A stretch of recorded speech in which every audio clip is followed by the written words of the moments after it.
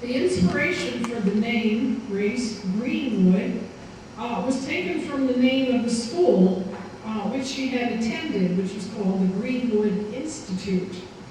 And I'm sure that she chose it carefully, looking for a pleasant alliteration with the G sound for both words, Grace Greenwood.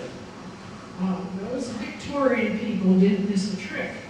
But her real name was Sarah Jane Clark, with an E.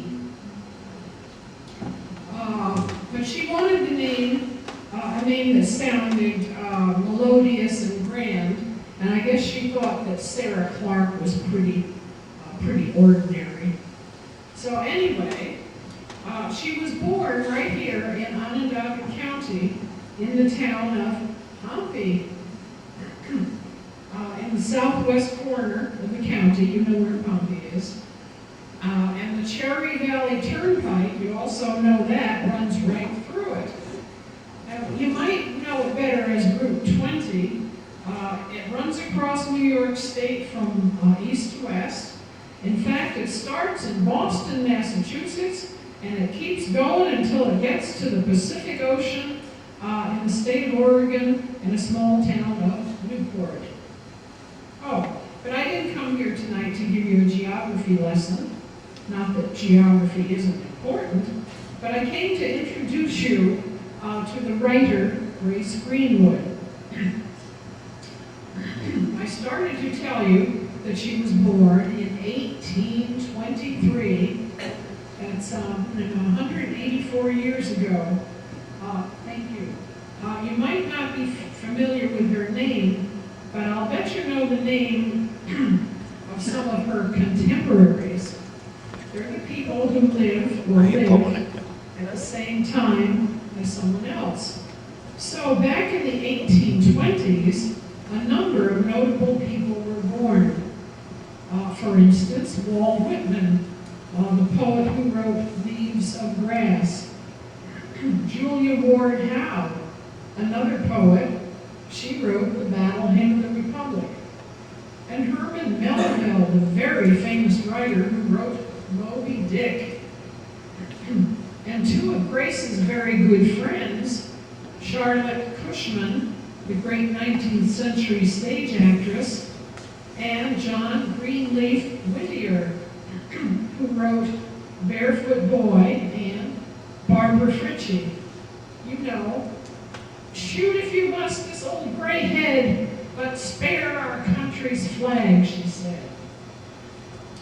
Well, at the same time that these writers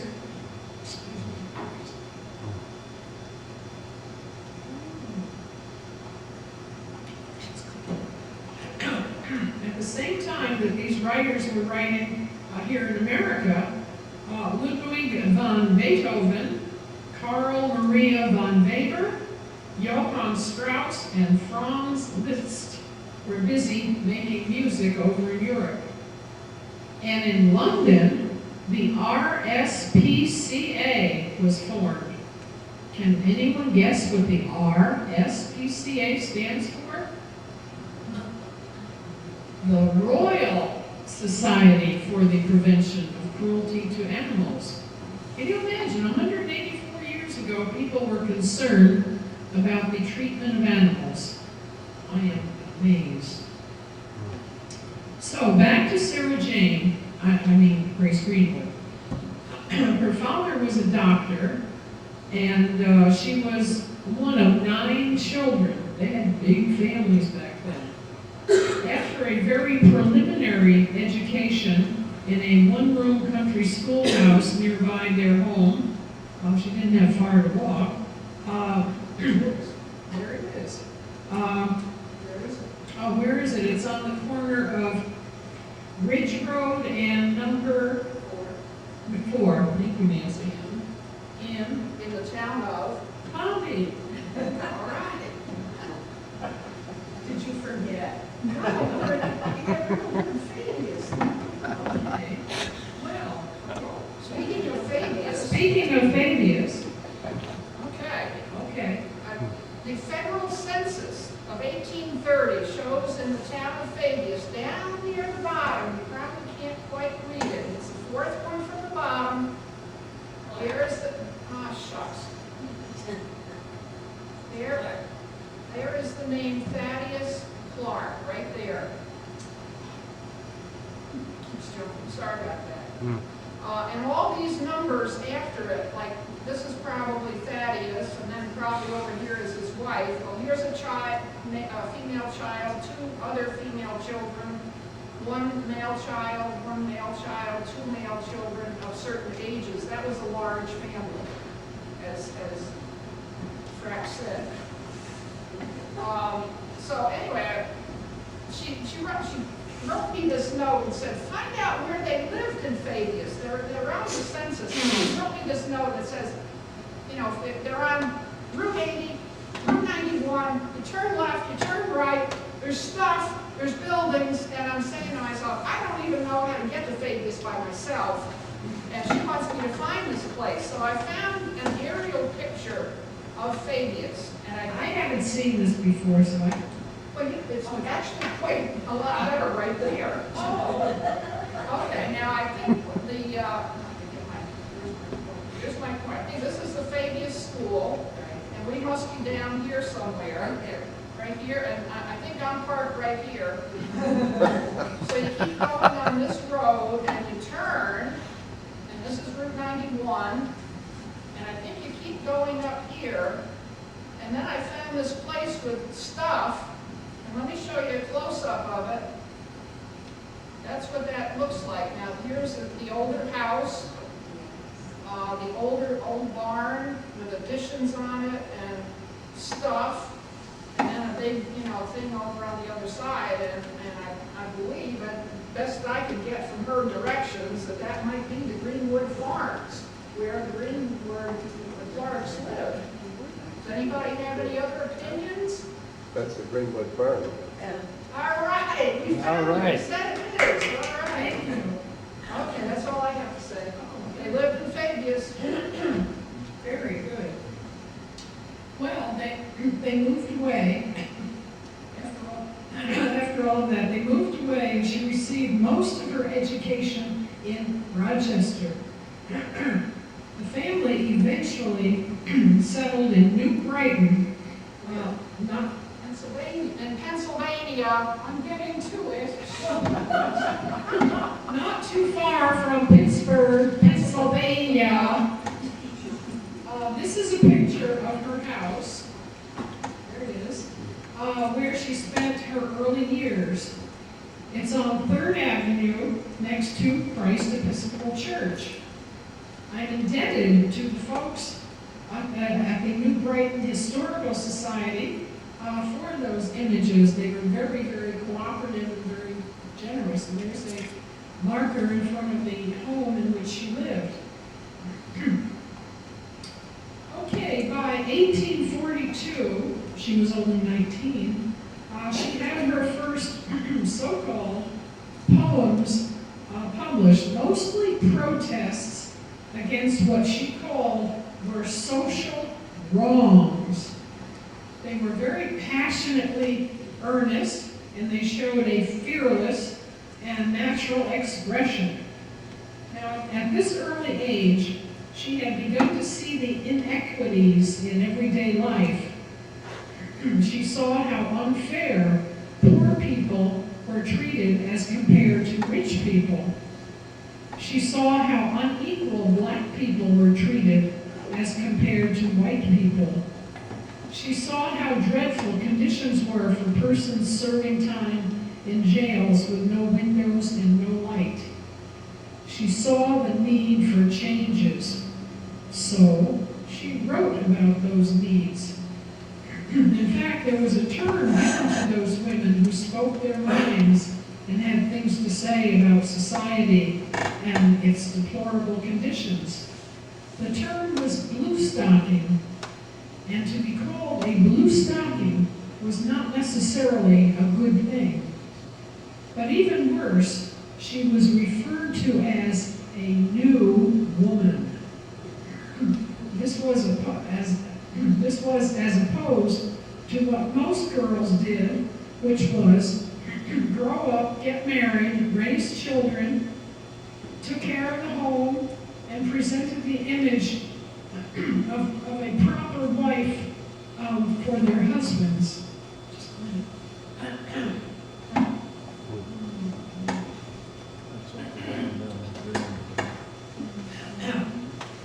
They couldn't vote. They usually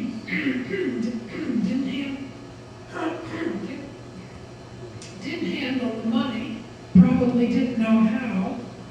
They didn't own land. For all intents and purposes, women were the property of their husbands. All right. Who said that? Who said that? I know I'd better respond.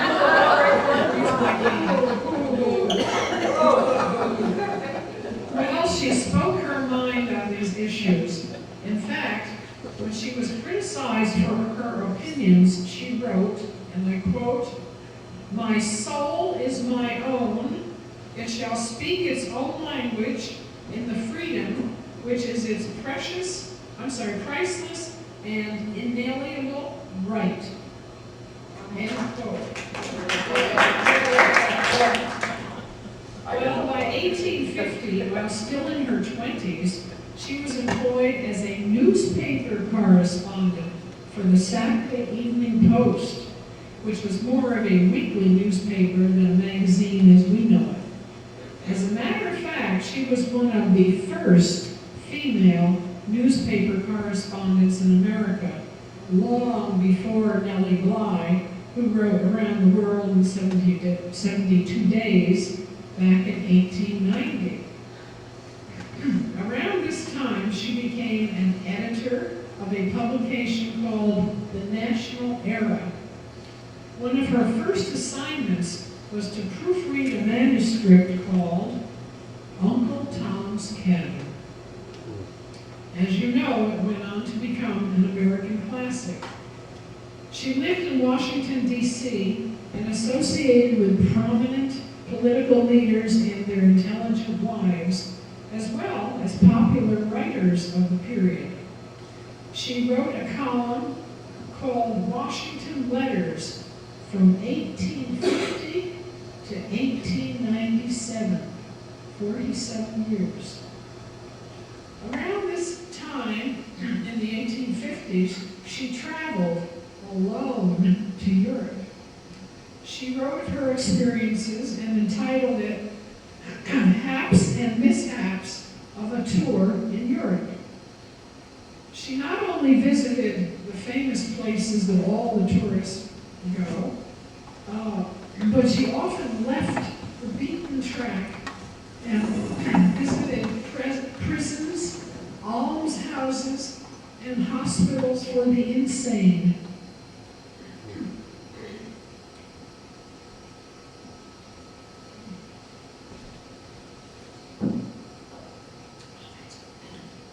She was especially interested in the plight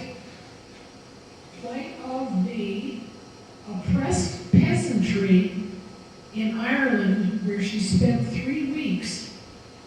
Her book, Haps and Mishaps, stayed in print for 40 years. Soon after she returned to America, she met the witty, dashing publisher, Leander Lippincott. He was socially prominent and considered by most women as a good catch. Unfortunately, his attributes were highly overrated, but their professional venture into publishing was very successful. Together, they published the first children's magazine in America. It was called The Little Pilgrim, and I believe there are some copies of it up at the Bird Library in the rare books? Special collections. I've not seen them, but I'm told they're there. The first issue came off the presses in 1853, and they continued printing for the next 22 years. Leander undertook the business management while she wrote most of the stories and sketches. Sometimes they entertain guest writers. For instance, blessings on thee, little man, barefoot boy with cheek of tan, by her good friend John Greenleaf Whittier, was first published in their magazine. Now, the magazine was a success. Their marriage was not. But as was common at that time, personal affairs were not discussed in public, let alone in print. So consequently, there is almost no printed indication of Leander's part in her life. The story, as it can now be told, came to an end in 1876. What was the year of our country's bicentennial? Centennial. He had a position as a clerk in the Department of the Interior, and as such had access to funds for recording land claims for the Chippewa Indians in Minnesota. Unfortunately, the temptation and the opportunity to embezzle funds was too great, and Leander was indicated by the grand jury, indicted. Close. Indicted.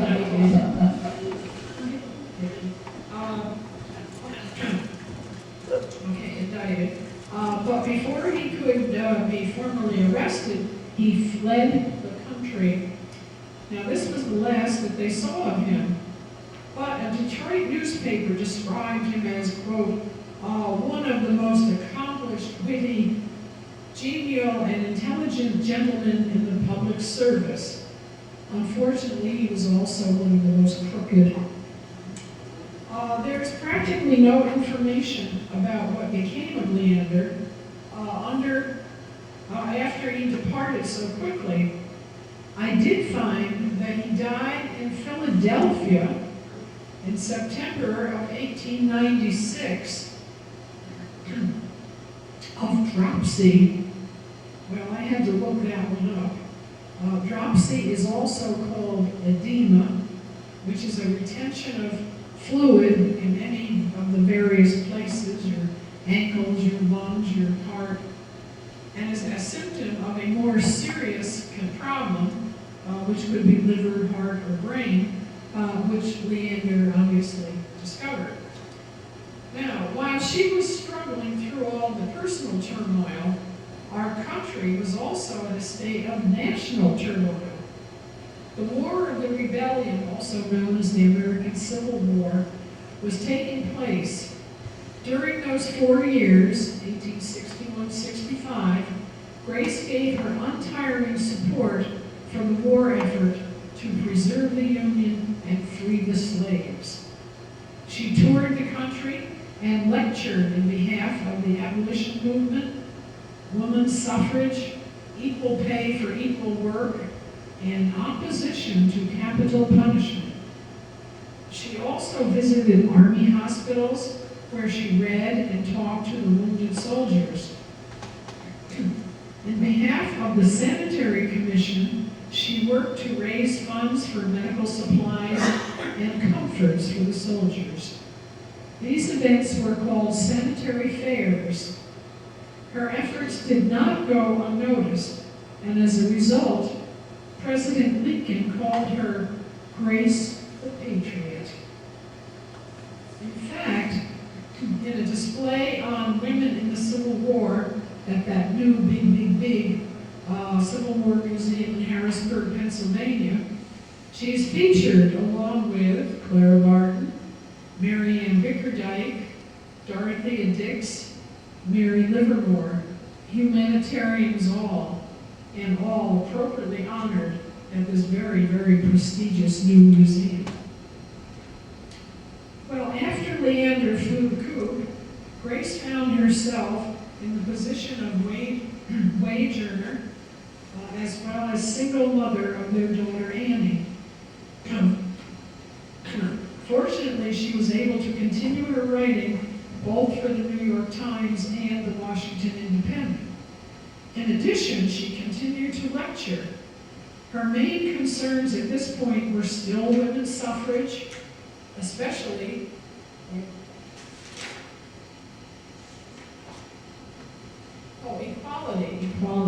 equality for women, abolition of capital punishment, and prison reform. On women's suffrage, she's supposed to have said, and I quote, "There are those who actually believe that women's suffrage means infidelity to God and home, and freedom to murder and marry left and right." She certainly had a way with words. In fact, there's a newspaper item in the Syracuse Courier, as well as the Fayetteville Weekly Recorder, in reference to a speaking engagement right there in their town. The first is dated March 1st, 1875, and reads, quote, "On the 8th of March, the residents of Fayetteville will enjoy the privilege of hearing Grace Greenwood and Sarah Fisher Ames." We'll get to that. In one of their graceful and interesting entertainments of dramatic readings and impersonations. We can assure our neighbors that it will be a rare treat for them. The other one, that's an end quote, the other one in the local paper merely says Grace Greenwood and Sarah Fisher Ames are expected to give a literary entertainment at Legg Hall in this village on Friday evening, March 5th. Well, look at that, right there in Fayetteville. But my next question was, who was Sarah Fisher Ames? Nancy? I was surprised. Much to my surprise, I found that she was an acclaimed and a prominent 19th century artist and sculptor. She was one of the first female sculptors to be awarded a federal commission. Now, this was to create a commemorative bust of Abraham Lincoln in 1866. The bust still sits in the stairwell of the Senate wing of the Capitol building.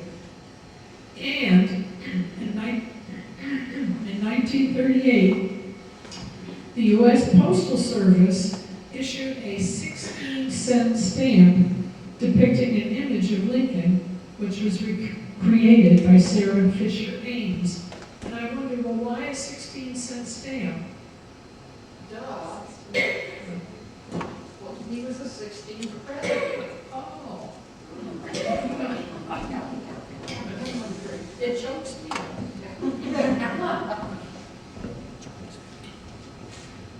Well, Grace traveled extensively, not only in Europe, but in her later years across the United States. She wrote at great length about Chicago, about which she said, quote, "It is New York with the heart still in." But her greatest love was for the wilderness of the Western Territories, perhaps as a relief for her chronic asthma,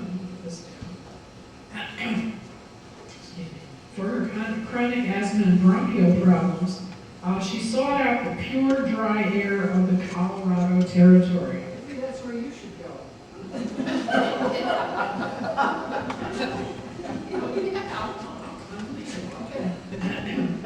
She discovered the magic waters of the Manitou Springs, just outside of Colorado Springs, at the foot of Pikes Peak. The springs were renowned for their curative qualities, and for years before were frequented by the Utes, Arapaho, Cheyenne, and Kiowa Indians. It wasn't long before settlers discovered the effervescent soda waters, and the commercial,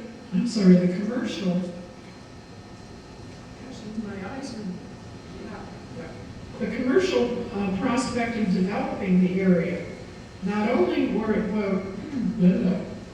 was the Manitou House Hotel built, but a large bottling plant which produced Manitou tonic water and ginger champagne.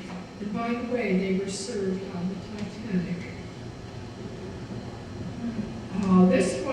big-time enterprise for the early 1870s. It was referred to as the Saratoga of the West. All this was not lost on Grace, and she built one of the first cottages in town. There she entertained many of her literary and artistic friends from back east. That's a cottage. This area was essentially the frontier. No limousines or motor coaches. Travel was by horse and wagon, horse and stagecoach, or just plain horse. There's a story of one of Grace's trips by carriage in the rough terrain. It overturned, throwing all the passengers out. Bruised, cut, and shaken, they managed to reach a little hotel where poor Grace collapsed from the excitement and the stress. The proprietress, rushing in with restoratives, stopped to cry out with pleasure, "Oh, what an honor to have Grace Greenwood faint on my floor."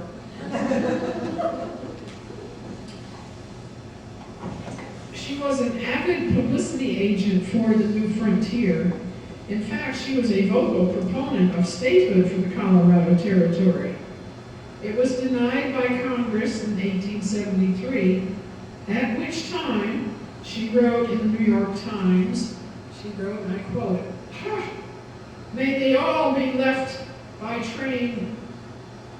train overnight at Greeley," this must have been a real backwater town, in northern Colorado, "each man with an empty pocket flask and not a euchre deck among them."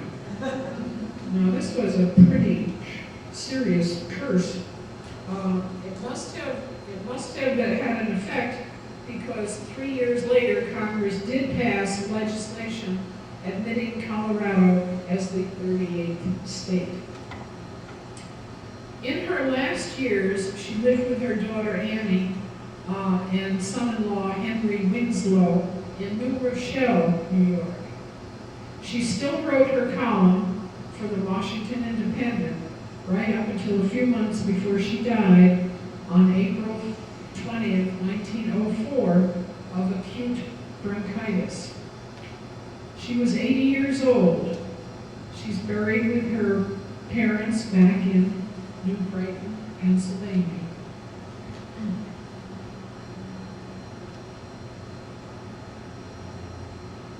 Though her fame has faded, in fact has all but disappeared by the 21st century standards, there are still a few reminders of a very prominent personality of days gone by. There was a Mississippi steamboat named the Grace Greenwood. There was a Kentucky racehorse, and it's said in parentheses, not a very good one, named Grace Greenwood. And I found the music for the Grace Greenwood polka, which we will now hear. Never let it be said you don't know who Grace Greenwood was.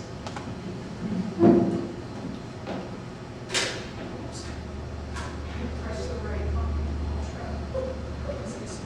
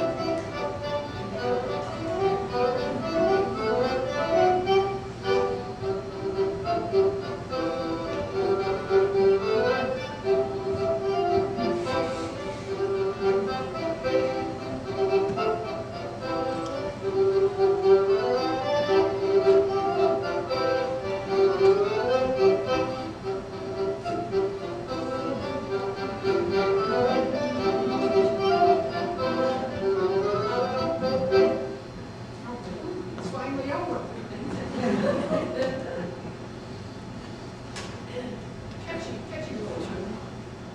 Longer than I remember. Okay.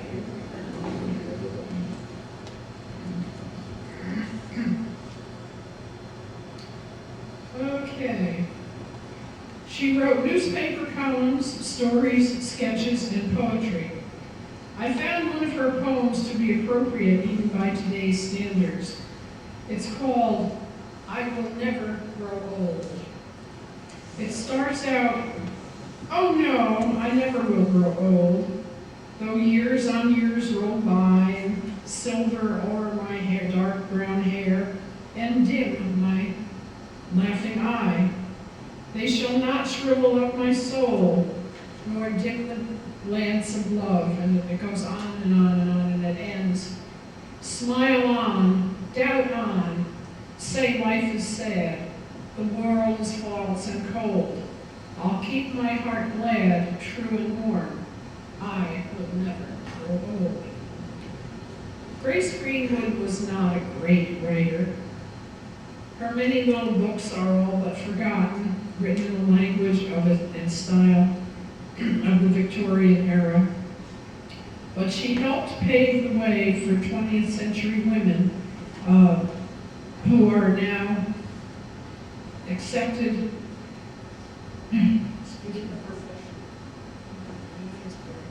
accepted in the profession just as their male counterparts are. She opened doors, and though not a household word, Grace Greenwood should be remembered not so much as one of the best, but certainly as one of the first. And just a word about the title of my presentation, Grace Under Pressure. That phrase is the definition of guts, and that she had. Thank you.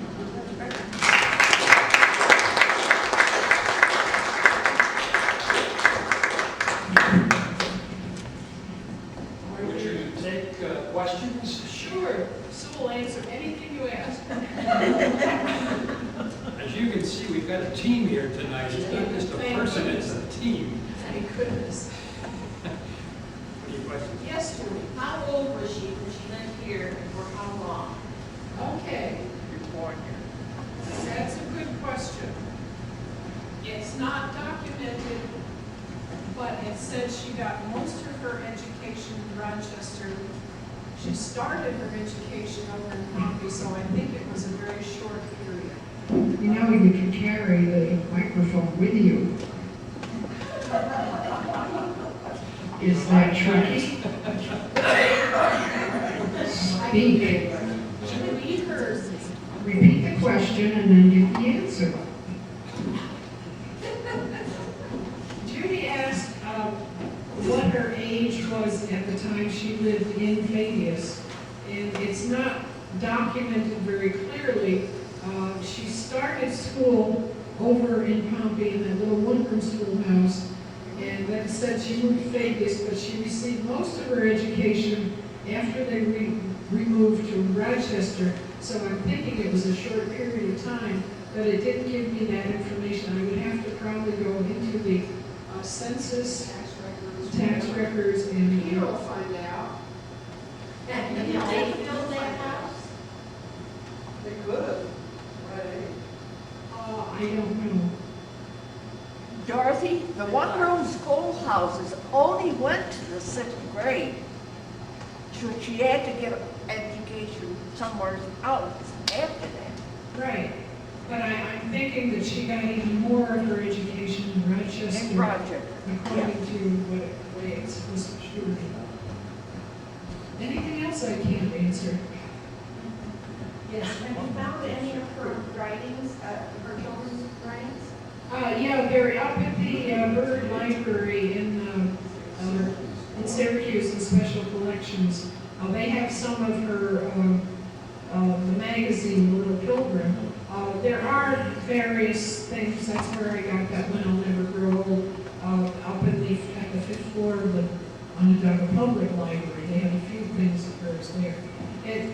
It's not great poetry. I mean, it's not Louisa May Alcott or anything like that. But she was one of the first, and I think we have to give her that. We do have, one of her books about her Colorado travels at Columbia Store. Good, good. Yeah, she was a big proponent of the western frontier and goings on out there. I thought that was hysterical, where the hotel woman says, "Oh, I'm so pleased, Chris Greenwood fainted on my floor." Yes, in fact, What brought her to your attention? the fact that she was born in Pompey. Just happened to come across that fact somewhere? Oh, yeah. Yes. Yeah, she's mentioned in, a couple, is she in the, I think so, and maybe also in the reunion, but I'm not sure. But yeah, she appears here and there, and I go, wow, we have a writer. Even though she didn't stay here, she was born here. We have a Clark Cemetery also, original, I would imagine that's. That would have been some of the family, right? There was another hand over here. Just wondered what happened to her daughter, if anybody knows. Annie obviously passed away, but Annie wanted to be an opera singer. And I think she sang once in Italy, and that was the only mention.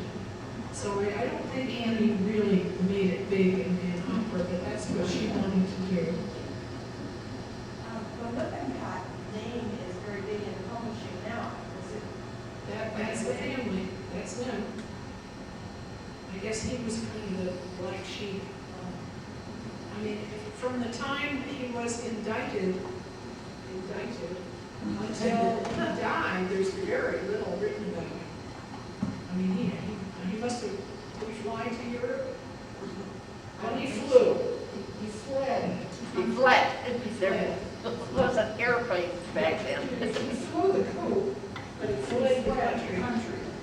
And there's not a lot about him, so I don't know, he must have been in hiding or something until he died. Okay. Anything else? We've got some great refreshments over here. Wow. Sandy and Irene came through again, and Other people other people